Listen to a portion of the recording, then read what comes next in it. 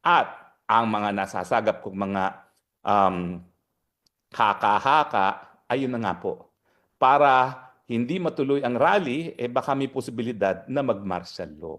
Na sigurado po ako, sigurado ako, na gaya ng nangyari sa South Africa na ang martial law ang dahilan kung bakit na matatanggal na ang presidente, na impeach at tuluyang na matatanggal at ngayon mukhang maaaresto na ng kapulisan, no, dahil hindi siya sumusunod sa utos ng Constitutional Court. Kasi doon sa Korea, ang didinig ng impeachment, kapag na-impeach ka na, yung kasong impeachment, hindi Senadong didinig, kung hindi yung kanilang Constitutional Court, yung kanilang Supreme Court. Sa akin, mas maganda yung ganyang sistema. Kasi mga abogado at bihasa sa batas ang didinig ng kaso laban sa presidente, lalo na kung ang issue ay dapat siyang matanggal by way of impeachment. No?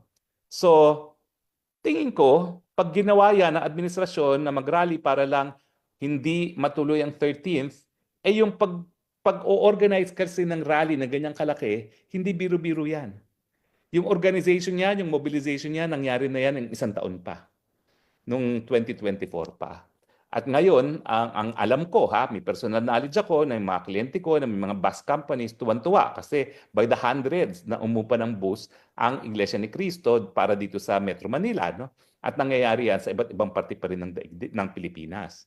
So ibig sabihin, organisado na tayo para sa 13. At kapag sila ay nag-martial law, organisado na tayo para labanan yung deklarasyon ng martial law. At gaya ng nangyari sa South Korea, baka lalong mapabilis pa na maingganyo ang militar na tugunan ang kanilang obligasyon na protektahan ang taong bayan.